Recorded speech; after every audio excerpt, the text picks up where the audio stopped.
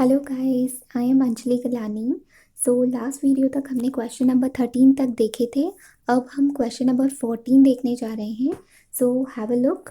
सबसे पहले हम रिक्वायर्ड पोर्शन रीड करेंगे। तो इसमें पूछा गया है प्रेजेंट द फॉलोइंग फॉर नवंबर 2013। ठीक है, तो नवंबर 2013 के लिए आपको ये चारों जो 5 क्वेश्चंस पूछे गए हैं। तो ये 5 के 5 क्वेश्चंस आपको नवंबर 2013 यानी कि सिर्फ एक ही मंथ के लिए डेटा लेकर आपको ये सारी चीज़ें कैलकुलेट करनी है। ओके, तो क्या पूछा गया है? सबसे पहले पूछा गया है आपको sales budget in quantity as well as in value for PQR। ठीक है, तो PQR ये क्या होंगे? हमारे फिनिश गुड होंगे। तो उसके लिए हमें क्या पूछा गया है? सेल्स बजट पूछा गया है, वो भी in quantities as well as in value. After that पूछा गया है प्रोडक्शन बजट। उसके बाद पूछा गया है पार्ट यूसेज बजट। ठीक है, अब बहुत सारे लोगों को यहाँ दिक्कत होती है इसको समझने में। पार्ट यूसेज बजट मतलब क्या? ये रॉ मटेरियल रिक्वायरमेंट बजट पूछ रहा है। पार्ट यूसेज मतलब क्या? रॉ मटेरियल या फिर रॉ मटेरियल को ही कंपोनेंट्स का भी आप यूज़ करते हो, वर्ड पार्ट्स यूज़ करते हो। ठीक है, तो रॉ मटेरियल यूसेज बजट या raw material consumption requirement budget है ये। ओके, उसके बाद पूछा गया है फोर्थ आपसे purchase budget in quantity as well as in value. तो परचेस बजट पूछा है in quantity as well as value. After that पूछा है man power budget showing labour hours and wages payable for both type of workers. तो आपको शायद दो types of workers दिए गए हैं क्वेश्चन में, स्किल्ड अनस्किल्ड। तो दोनों टाइप के लिए आपको क्या निकालना है? लेबर आवर्स निकालने हैं। लेबर आवर्स के निकालने के बाद आपको वेजेस भी निकालनी है। ठीक है, तो आपको सबसे पहले मैं क्या करूँगी, आपको शो कर देती हूँ कि किस तरीके से हम सेल्स बजट निकालते हैं। तो सेल्स बजट आपने पिछले कुछ क्वेश्चंस देख चुके हो, जहाँ मैक्सिमम क्वेश्चंस में आपको सेल्स बजट बनाकर ही डायरेक्टली वैल्यू दी जाती है सेल्स क्वांटिटी की।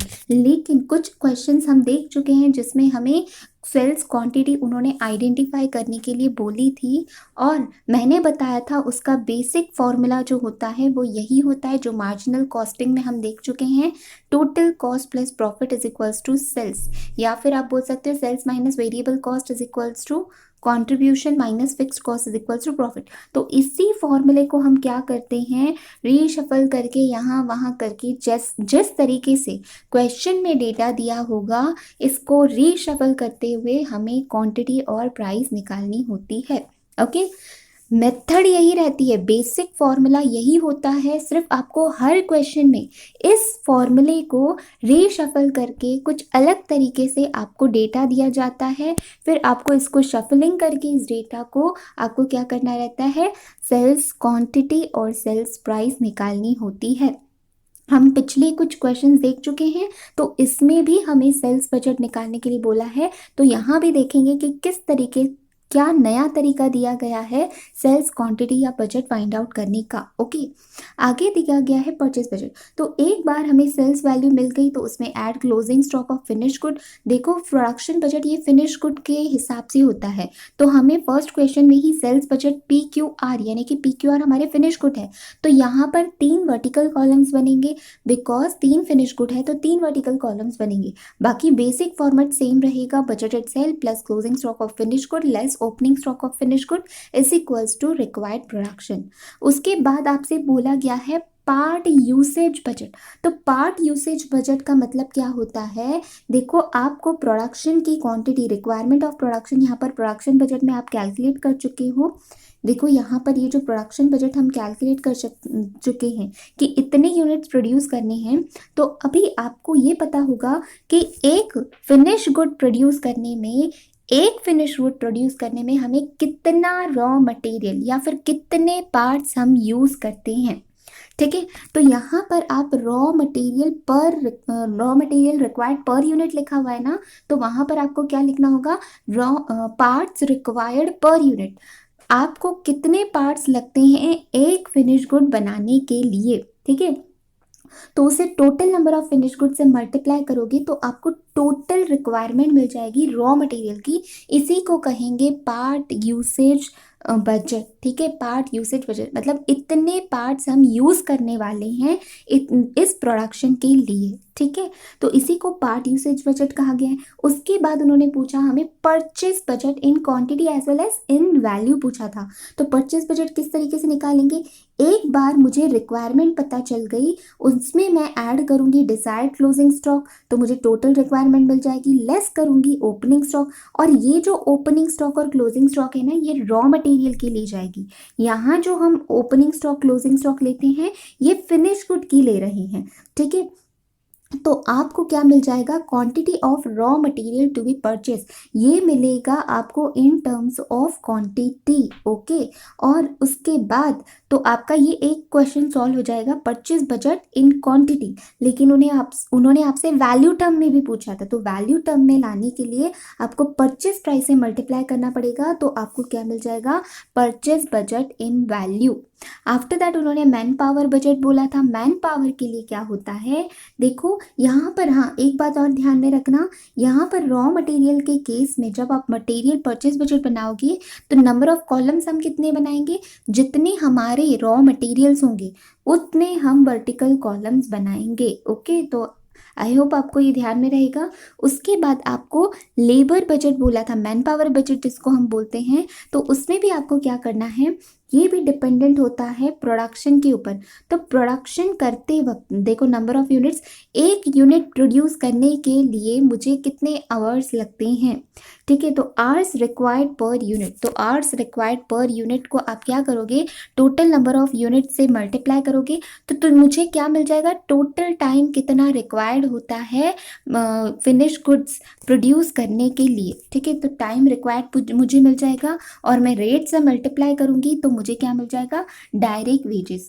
तो उन्होंने मुझे दो चीज़ें फाइंड आउट करने के लिए बोली थी, एक तो मैन पावर बजट में दो चीज़ें बोली थी, एक तो लेबर आवर्स पूछे थे उन्होंने मुझे, लेबर आवर्स पूछे थे, और दूसरा उन्होंने मुझसे क्या पूछा था, वेजेस पूछे थे, डायरेक्ट वेजेस। तो याद रखना हम इसे क्या कहते हैं, यहाँ पर पार्ट यूसेज, इसको कहेंगे परचेज बजट, इसको क्या कहेंगे, इसको भी परचेज बजट, ये क्वांटिटी के टर्म में और ये क्या है, रुपी के टर्म में।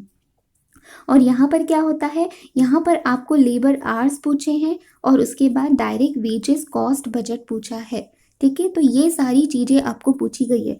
तो अगर आपको ध्यान आया होगा, अगर मैं सेल्स क्वांटिटी जब तक फाइंड नहीं करती हूँ तब तक मेरा प्रोडक्शन बजट नहीं बनेगा, प्रोडक्शन बजट नहीं बना तो मैं मटेरियल बजट नहीं बना सकती हूँ, ना ही लेबर के लिए बजट बना सकती हूँ। तो इट मीन्स कोई भी क्वेश्चन मुझे सॉल्व करना है तो सबसे पहले मुझे क्या फाइंड आउट करना पड़ेगा, सेल्स बजट फाइंड आउट करना पड़ेगा।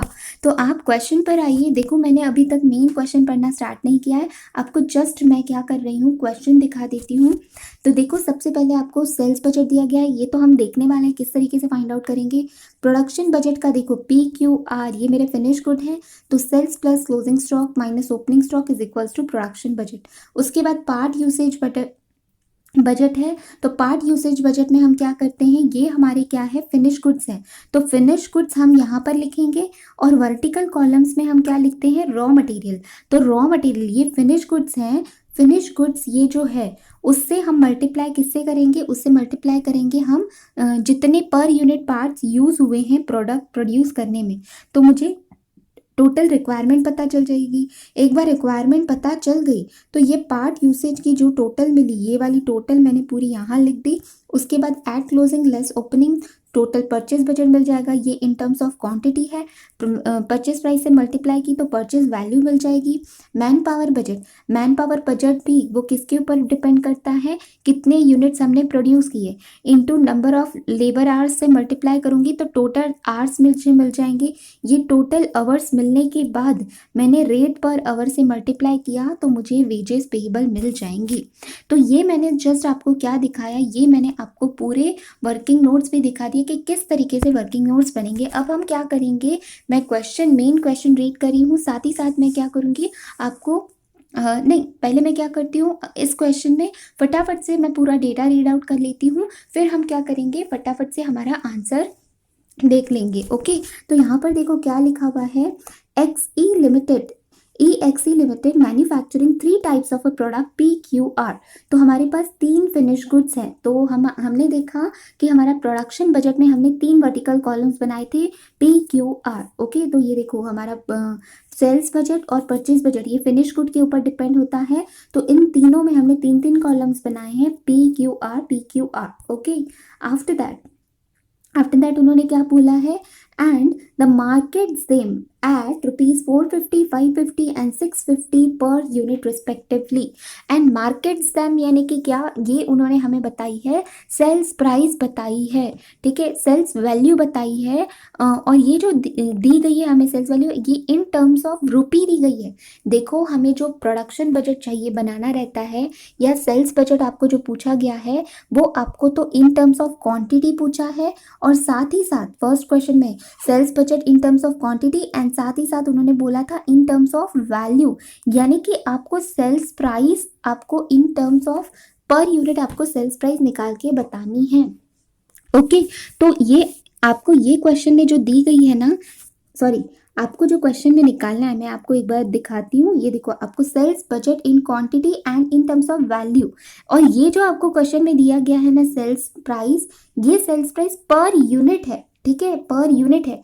आपको एक बार क्वांटिटी मिल गई, वो फाइंड आउट कर ली, तो quantity into per unit price करोगे तो आपको टोटल वैल्यू मिल जाएगी। ओके, आगे दिया गया है the current ratio of sales in quantity of PQR is 1:2:4। Okay, तो हमें रेशियो बताया, देखो हमें क्वांटिटीज तो नहीं बताई, लेकिन उन्होंने हमें क्या बताया, रेशियो बताया है। देखो 1:2:4 इट मीन्स क्या, अगर हमारा P क्वांटिटी, अगर P की हमारी क्वांटिटी 1000 आती है तो Q की क्वांटिटी कितनी आएगी, 2000 आएगी, और R की क्वांटिटी कितनी आएगी, 4000 आएगी। आफ्टर दैट नीचे दिया गया हुआ है relevant data for PQR per unit. तो नीचे ये जो टेबल में आपको डेटा दिया गया है वो PQR यानी कि फिनिश गुड्स के लिए आपको डेटा दिया गया है, और ये पर यूनिट डेटा दिया गया है। तो आपको देखो क्या लिखा है, quantity of a parts required there in numbers. तो एक फिनिश गुड, ये फिनिश गुड है, हमारे 3 फिनिश गुड्स है, तो इनमें ना जो पार्ट्स यूज होते हैं, तो ये जो पार्ट्स यूज किए जाते हैं एक फिनिश गुड्स बनाने में, कितने पार्ट्स यूज होते हैं इन टर्म्स ऑफ नंबर्स उन्होंने हमें बताए हैं। तो एक फिनिश गुड P बनाने के लिए हमें फ्रेम STU, ये हमें 4 तरीके के पार्ट्स लगते हैं, और हमें नंबर्स बताएं कि कितने फ्रेम, कितने एस के नंबर्स लगते हैं, एस रॉ मटेरियल है उसके पार्ट्स है, कितने यूनिट्स लगते हैं, ये सब हमें इन टर्म्स ऑफ नंबर्स बताए गए हैं। और साथ ही साथ दूसरा आपको क्या बताया है, आई एम सॉरी, आगे दिया गया है लेबर आवर्स। लेबर आवर्स में आपको स्किल्ड और अनस्किल्ड दोनों दिए गए हैं। इट मीन्स आपको P प्रोडक्ट बनाने के लिए स्किल्ड लेबर आवर्स भी लगते हैं और अनस्किल्ड लेबर आवर्स भी लगते हैं। उसी तरीके से Q और R का भी है। एंड साथ ही साथ आपको बताया है वेरिएबल ओवरहेड। वेरिएबल ओवरहेड आपको इन टर्म्स ऑफ रुपी बताया गया है। तो देखो ये सारा डेटा जो है ये पर यूनिट का है, लेकिन कुछ डाटा आपको इन नंबर्स दिया गया है। ये पार्ट्स जो है आपको एक क्वांटिटी, एक यूनिट फिनिश गुड बनाने में उसमें कितने नंबर्स लगने वाले वो बताए हैं। ये आवर्स बताए हैं, कितने आवर्स लगने वाले हैं स्किल्ड और अनस्किल्ड में, और ये क्या बताया आपको, variable overhead in terms of रुपी बताया है, ठीक है, वो भी पर यूनिट का। आगे दिया गया है द प्रेजेंट परचेज प्राइस पर पार्ट इज। अब ये जो पार्ट्स है ना हमारे, ये फ्रेम STU, तो ये इनके हमें परचेज प्राइस बताई है। तो परचेज प्राइस क्या है, 14, 15, 15, 5। ओके, तो यहाँ पर ही आपने क्या कर लेना है, आपने इनकी प्राइजेस लिख देनी है ऊपर ही। सिंप्लिसिटी के लिए आप यहाँ पर ही उनकी प्राइजेस लिख सकते हो। ओके, आगे दिया गया है for frame STU respectively the wage rate per hour for skilled and unskilled are ₹6 and 5 respectively. तो यहाँ पर भी आप उनकी प्राइस देखो, ये क्या दिया गया है डेटा, मुझे आर्स का दिया गया, ये नंबर दिए गए, और ये मुझे क्या दिए गए, परचेज प्राइजेस दी गई है और लेबर के रेट दिए गए हैं। अगर मैं आपको देखो ये डायग्राम में शो करूँ तो आपने क्या करना है, इस तरीके से आपको ये टेबल बनाकर यहाँ पर लिख देना है। ओके, तो ये टेबल बनाकर आपने लिख देना है। इसे 45 ये क्या लिखी हमने, इसके प्राइसेस और लेबर्स के रेट लिख दिए हैं। आगे आगे क्वेश्चन क्या पूछा है आपसे, आगे पूछा है, आगे क्वेश्चन पूछा बताया है the opening stock as on 1/11/2013। तो ओपनिंग स्टॉक हमें बताया 1/11/2013, तो इट मीन्स ये नवंबर की ओपनिंग स्टॉक। और अगर आपको याद होगा तो हमने क्वेश्चन पढ़ते वक्त ही देखा था, ये सारी चीज़ें हमें जो निकालनी है वो नवंबर मंथ के लिए ही निकालनी है। तो मुझे नवंबर मंथ का क्या दिया गया है, ओपनिंग स्टॉक दिया गया है। और ओपनिंग स्टॉक दिया गया है 500,000, 3,000, 1,500,000, 20,000 and 10,000 for PQR frames STU respectively। It means पहले तो मुझे फिनिश गुड्स के भी ओपनिंग स्टॉक दिए गए हैं, साथ ही साथ रॉ मटेरियल के भी। तो सभी के मुझे क्या दिए गए हैं, ओपनिंग स्टॉक दिए गए हैं।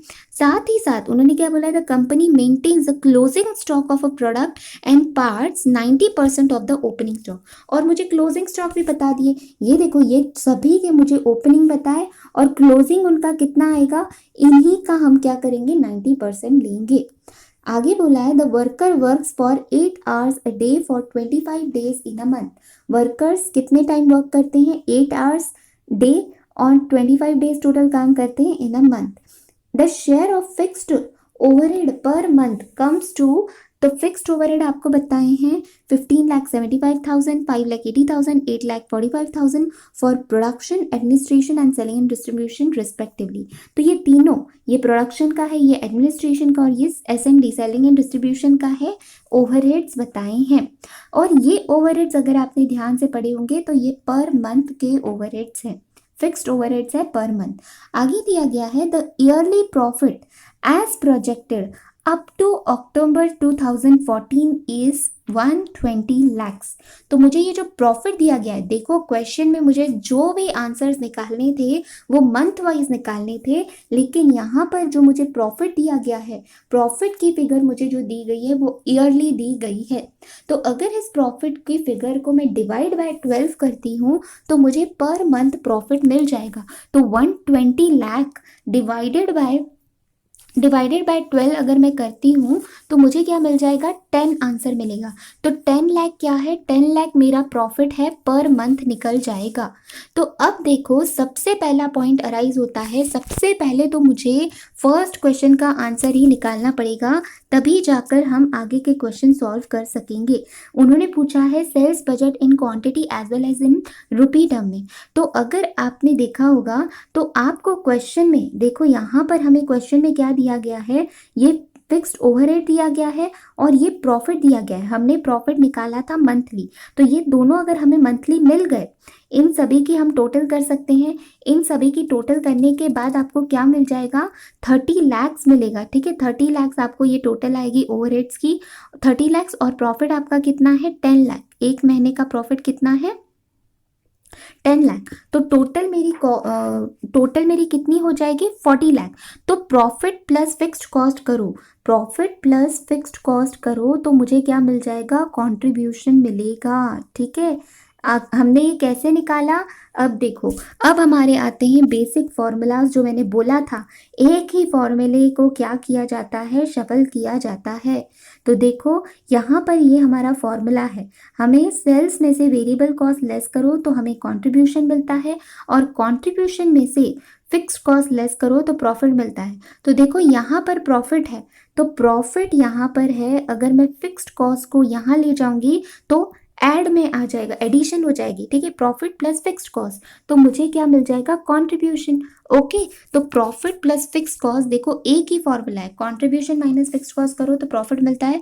तो मुझे क्या मिल गया, कंट्रीब्यूशन की अमाउंट मिल गई। ओके, आई होप आपको समझ रहा होगा जो भी मैं समझा रही हूँ। तो आपको कंट्रीब्यूशन मिल गया। तो देखो मैं साथ ही साथ अब वर्किंग नोट दिखाती जाती हूँ आपको। तो देखो यहाँ पर रिक्वायर्ड कंट्रीब्यूशन उन्होंने निकाला है पर मंथ। प्रॉफिट देखो उन्होंने 10 लाख, 10 लाख कैसे आया, 1,20,000 ये ईयरली प्रॉफिट था, डिवाइडेड बाय 12 किया तो मुझे ये मंथली प्रॉफिट मिल जाएगा। और ये सारे ओवरहेड्स की टोटल की गई है 15,75,000 प्लस 5,80,000 प्लस 8,45,000, तो आपको 30,000 आएगा। तो तो ये मुझे क्या मिल गया, टोटल कॉन्ट्रीब्यूशन मिल गया। ओके, ये मुझे टोटल कॉन्ट्रीब्यूशन मिल गया। अब एक और इंफॉर्मेशन क्वेश्चन में दी गई है। देखो क्वेश्चन में मुझे ना सेल्स प्राइस दी गई है। ये जो सेल्स प्राइस है ये पर यूनिट दी गई है। अगर सेल्स प्राइस में से मैं वेरिएबल कॉस्ट लेस करती हूँ, sales price minus variable cost less करती हूँ, तो मुझे क्या मिल जाएगा, कॉन्ट्रीब्यूशन मिल जाएगा।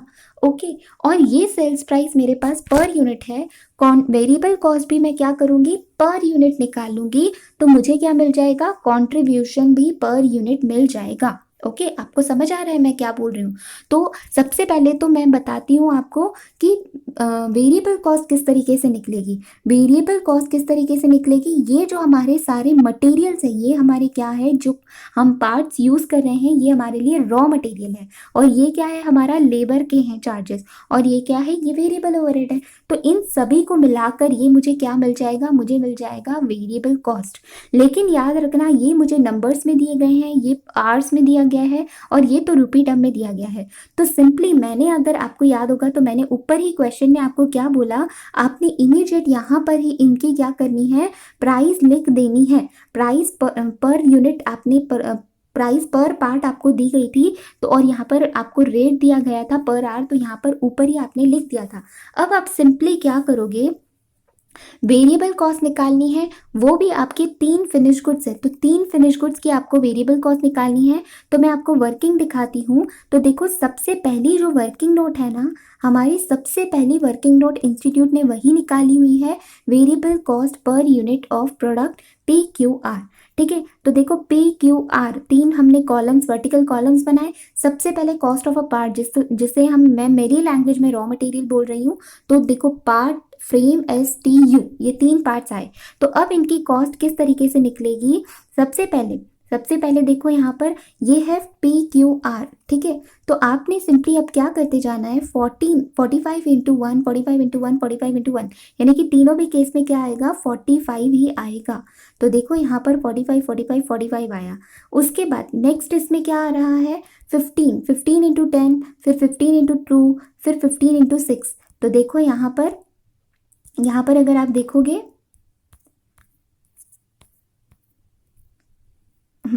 तो देखो यहाँ पर ही अगर मैंने प्राइस लिख दी, तो आपको इमीडिएट क्या करना है, वहाँ पर ही मैंने टेबल में प्राइस लिख दी थी। तो आपको 15 इंटू 10, 15 इंटू 2, 15 इंटू 6 किया। ओके, तो इसी तरीके से आपको क्या करना है, सारे मटेरियल की कॉस्ट आपने लिखते जाना है।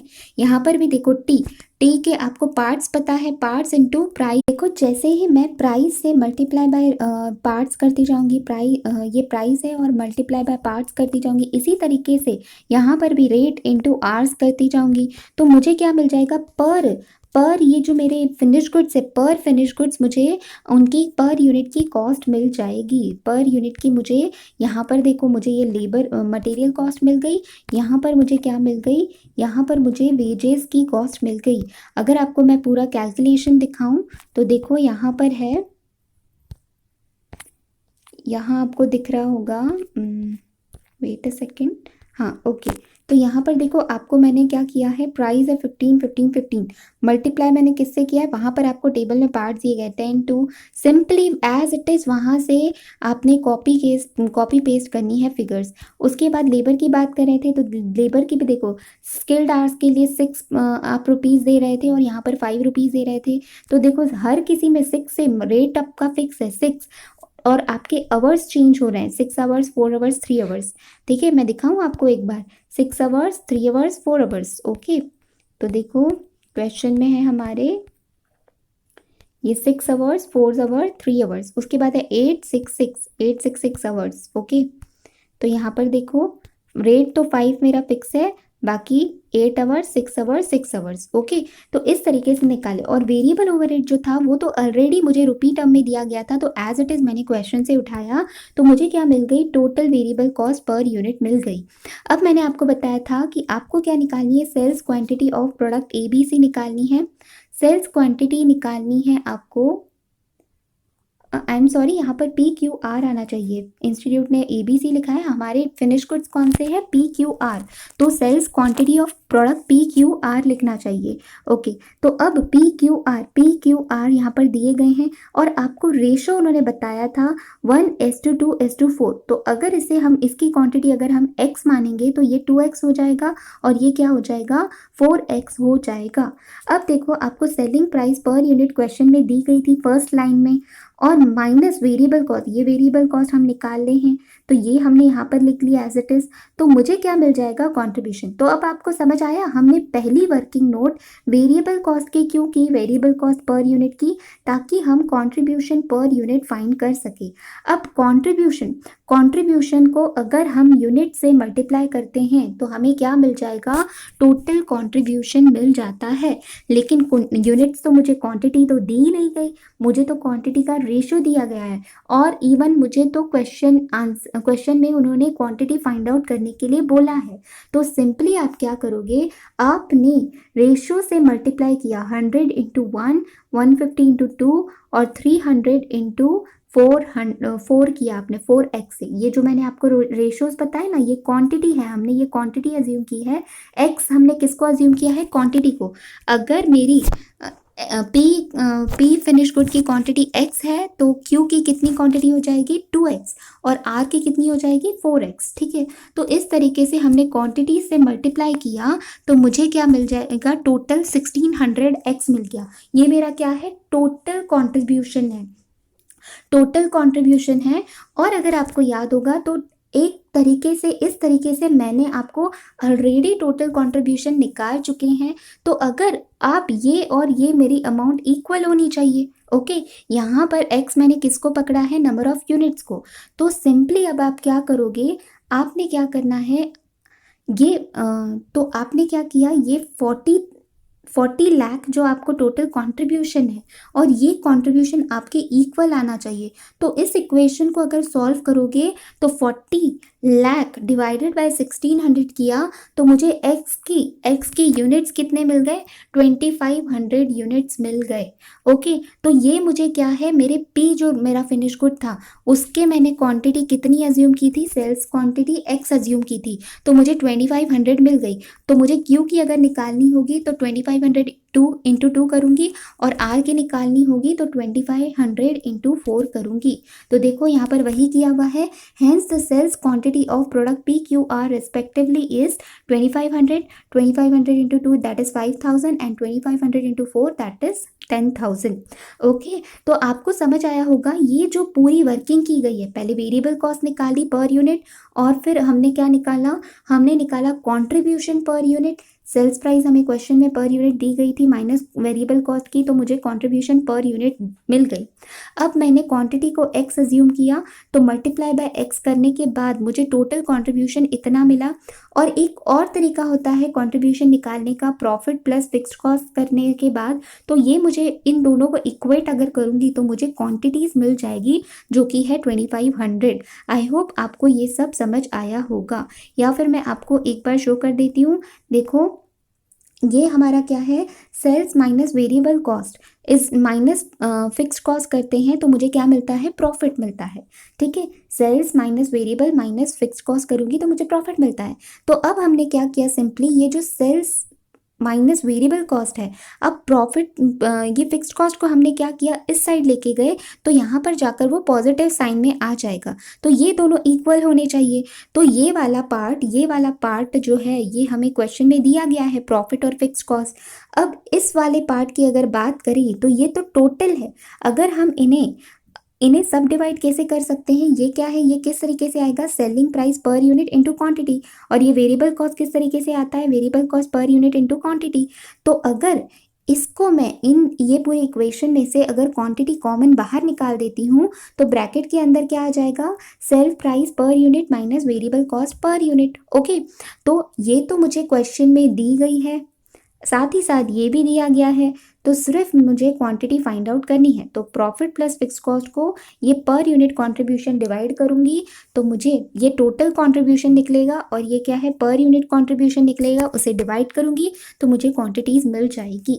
आपको मैंने बहुत ज़्यादा डिटेल में एक्सप्लेन किया, अब तो आपको समझ आ ही गया होगा। तो देखो यहाँ पर हमने क्या लिख दी, सेल्स बजट की क्वांटिटीज़ लिख दी, टोटल भी कॉलम लिख दिया और सेल्स वैल्यू। अब आपको सेल्स वैल्यू फाइंड आउट करनी है तो किस तरीके से किया, क्वेश्चन में आपको sales price per unit first line के अंदर दी गई है, तो ये यूनिट्स को हमने simply per unit selling price से मल्टीप्लाई किया तो ये मुझे total sales in terms of value मिल जाएगा।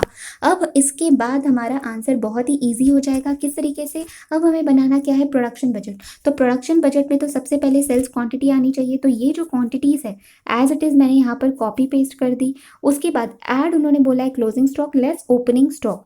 अब आपको क्वेश्चन में देखो closing stock opening stock already दिए गए थे, तो देखो यहाँ पर आपको ओपनिंग स्टॉक दिया गया था। यहाँ पर आपको सीक्वेंस बरोबर देखना है। अभी आपको पी क्यू आर की चाहिए, तो पहले तीन जो है ये पी क्यू आर की ओपनिंग क्वांटिटीज़ है, तो 500, 1000 और 3000। तो यहाँ पर आएंगे तो देखो 500, 1000 और 3000 ये मेरे क्या है, ओपनिंग स्टॉक। और क्लोजिंग स्टॉक कितना है, 90% ऑफ ओपनिंग स्टॉक। तो 500 का 90% 450 आया, 1000 का 90% 900 आया, 3000 का 90% 2700 आया। तो ये तीनों भी फिगर्स मुझे मिल गई। तो अब मैंने क्या किया, add closing stock less opening stock किया, तो मुझे प्रोडक्शन बजट मिल गया इन टर्म्स ऑफ यूनिट्स। तो मेरे दो क्वेश्चंस के आंसर सॉल्व हो गए, एक तो sales budget in terms of quantity and rupees, दूसरा प्रोडक्शन बजट हो गया। तीसरे पर बात करते हैं, तीसरा है पार्ट यूसेज बजट। तो पार्ट यूसेज बजट किस पर डिपेंड करता है, मैंने बताया था पार्ट यूसेज बजट किस तरीके से निकालते हैं। ये जो यूनिट्स जो भी प्रोड्यूस है, ये जो यूनिट्स आपने प्रोड्यूस किए हैं, मल्टीप्लाई करेंगे हम पार्ट्स रिक्वायर्ड पर यूनिट। तो देखो आपको ये जो फिनिश गुड्स, और हमने देखा था जब हम मटेरियल परचेस बजट बनाते हैं या फिर मटेरियल यूसेज बजट बनाते हैं, तो वर्टिकल कॉलम्स हम किस हिसाब से बनाएंगे, जितने हमारे मटेरियल्स होंगे, रॉ मटेरियल्स। तो इस केस में पार्ट्स है, तो जितने हमारे पार्ट्स है, पार्ट्स कितने हैं, फ्रेम एसटीयू, तो 4 पार्ट्स है तो 4 वर्टिकल कॉलम्स हमारे बने। ओके, तो अब आपने सिंपली करना क्या है, आपने क्या किया, 20, ये देखो ये आपके फिनिश गुड्स हैं, ये आपके finish goods to be produced हैं, तो ये आपने यहाँ पर लिख दिए इनर कॉलम में। अब सिंपली आपने करना क्या है, देखो मैं आपको शो करती हूँ। तो देखो यहाँ पर मैंने क्या किया, पार्ट्स जो है, जो पार्ट्स हैं, वेट अ सेकेंड, हाँ सी, यहाँ पर आपको पार्ट्स दिए गए हैं। देखो पी के लिए कौन से पार्ट्स है, 1, 10, 2 और 8, ये आपको क्वांटिटीज दी गई है। याद रखना मैंने क्या बोला, आपको पार्ट यूसेज निकालना है, तो टोटल आपके जो finish goods to be produced है multiply by parts required per unit से आप मल्टीप्लाई करोगे। ये क्या है, ये सारे पर यूनिट आपको दिए गए हैं, ठीक है, पर यूनिट का आपको डेटा दिया गया है। तो सिंपली आपने करना क्या है, 1, 10, 2, 8। तो आपको दिखाती हूँ, बहुत ही इजी कैलकुलेशन है। ये मेरे फिनिश गुड हैं, तो आपने ब्रैकेट में लिख देना है 1, 10, 2, 8। तो अब पहले कॉलम में क्या आएगा, 2450 इंटू 1 करेंगे तो 2450 आया। फिर उसके बाद 2450 दैट इज 2450 इंटू 10 करेंगे तो 24500 अमाउंट आएगी। 2450 इंटू 2 करेंगे तो 4900 आया। 2450 इंटू 8 करेंगे तो 19600 आया। उसी तरीके से अब क्यू की अगर बात करें तो क्यू कितने यूनिट्स प्रोड्यूस होने वाले हैं, देखो पी हमारा इतना यूनिट प्रोड्यूस होने वाला था, क्यू हमारा 4900 प्रोड्यूस होने वाले हैं। तो अब हमें क्यू की डिटेल्स देखनी पड़ेगी, क्यू में कितने पार्ट्स यूज़ हो रहे हैं। तो देखो यहाँ पर क्यू में कितने पार्ट्स यूज़ हो रहे हैं, ये पार्ट्स यूज़ हो रहे हैं 1, 2, 14, 10।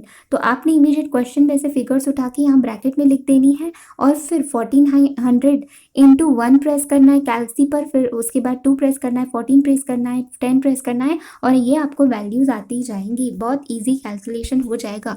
उसी तरीके से आपको आर की भी वैल्यूज़ निकालनी है। तो आर की भी वैल्यूज़ निकालने के बाद आपको ये चारों जो पार्ट्स थे उसकी आपको टोटल रिक्वायरमेंट पता चल जाएगी। एक बार आपको रिक्वायरमेंट पता चल गई, ये पार्ट यूसेज बजट हमारा बन गया। अब हमारा बनता है परचेज बजट। तो अब अगर मैं आपको मेरे टेबल में आपको दिखा दूं, तो यहाँ पर देखो हमने क्या किया, ये वाले प्रोडक्शन जो यूनिट्स थे, ये प्रोडक्शन यूनिट्स मल्टीप्लाई बाय मैंने क्या किया, raw material required per unit.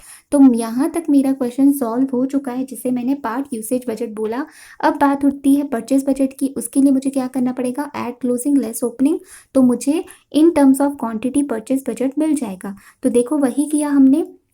ये जो हमारे क्वांटिटीज़ है सारी पार्ट्स की यूसेज की, तो ये यूनिट्स मैंने जितनी रिक्वायर्ड है लिख दी। ऐड क्लोजिंग स्टॉक, तो क्लोजिंग स्टॉक आपने क्वेश्चन में देखा है, आपको क्लोजिंग ओपनिंग स्टॉक दिया गया है क्वेश्चन में। ओपनिंग स्टॉक कितना दिया गया है, ये पहले तीन तो पी क्यू आर के हैं। देखो ये पहले तीन पी क्यू आर के हैं। उसके बाद ये जो है ये पार्ट्स के हैं, एस टी यू के। फ्रेम एस टी यू 1500, 1000, 20,000 और 10,000। तो देखो यहाँ पर 15,000, सॉरी 1500, 1000, 20,000 और 10,000। और इन्हीं का 90% आप क्या करोगे, क्लोजिंग स्टॉक ले लोगे। ओके, 10,000 का 90% आएगा 9,000, 20,000 का 9% आएगा 18,000। यहाँ पर 1000 का 90% करेंगे तो 900, 1500 का 90% करेंगे तो 1350 आएगा। तो आपको ये कैलकुलेशन करने पर add closing stock less opening stock करोगे तो आपको यूनिट्स टू बी परचेज मिल गए इन टर्म्स ऑफ क्वांटिटी। अब उन्होंने हमें पूछा था in terms of rupee we term में पूछा था। तो मैंने आपको क्वेश्चन में ही बताया था कि आपने ऊपर ही क्या लिख दी थी, वैल्यूज लिख दी थी। तो अब ये भी आपको क्या लिखना है, 45, 15, 15 और 5। तो आपने सिंपली क्या करना है, देखो 45, 15, 15, 5। तो ये जो आपकी क्वांटिटीज आई है इनको इन प्राइस से आपने क्या करना है, मल्टीप्लाई करना है। तो आपको परचेज वैल्यू बजट मिल जाएगा। तो हमारे 4 क्वेश्चंस यहाँ पर सॉल्व हो चुके हैं। आगे पूछा है मैन पावर बजट। तो मैन पावर बजट में भी मैंने क्या बताया था, सबसे पहले तो आपके 3 देखो प्रोडक्ट्स है। तो आपने क्या करना है, ये finished goods to be produce लिखा। यहाँ पर आपने स्केल्ड आवर्स और अनस्केल्ड आवर्स किस तरीके से निकाले। देखो यहाँ पर स्केल्ड आवर्स उन्होंने आपको बोला था कि आप 6 आवर्स आपको लगने वाले हैं। और यहाँ पर आपको बोला, आई एम सॉरी, अलग अलग सबके लिए बोला है, पी क्यू आर के लिए अलग। तो देखो यहाँ पर पी क्यू आर ये 6, 4 एंड 3। ओके, तो यहाँ पर अगर आप आओगे तो यहाँ पर आपने लिख देना है 6, 4 एंड 3। तो सिंपली आप क्या करोगे, 2450 इंटू 6 करेंगे। फिर उसके बाद 4900 इंटू 4 करोगे, 9700 इंटू 3 करोगे। तो ये आपको वैल्यूज़ मिल जाएंगी।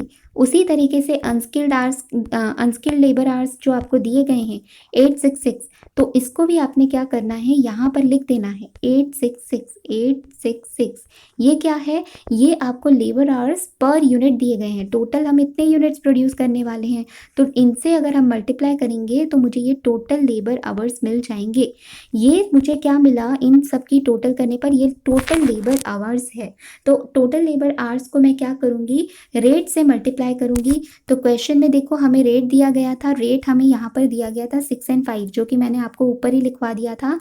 तो 6 एंड 5, इन्हें 6 से और इन्हें 5 से मल्टीप्लाई किया इन आवर्स को, तो मुझे क्या मिल गई, वेजेस पेएबल मिल गया, जो कि क्वेश्चन में पूछा गया था। तो यहाँ पर हमारा ये आंसर कंप्लीट होता है। आपको समझ आया होगा, आई होप आपको समझ आया होगा। बहुत ही इजी क्वेश्चन था। सिर्फ इसमें ट्रिक क्या थी, सेल्स बजट निकालने की ट्रिक थी। हर क्वेश्चन में आपको अलग अलग तरीका, फॉर्मूला जो डिराइव हुआ है वो सेम एक ही फॉर्मूले से, मार्जिनल कॉस्टिंग का, जो sales minus variable cost is equals to contribution minus fixed cost is equals to profit. तो इसी फॉर्मूले को रीशफल कर करके आपको सेल्स क्वांटिटी या फिर सेलिंग प्राइस पूछी जाती है। तो सारा का सारा आंसर जो डिपेंड करता है, ये चारों का आंसर इस पर डिपेंड करता है। अगर आपने सेल्स बजट ही बरोबर नहीं निकाला तो आगे के सारे क्वेश्चंस आपके रॉन्ग जाने वाले हैं। सो ओके, तो ये सारे क्वेश्चंस क्या है, इंटरलिंक्ड है। Okay, thank you so much.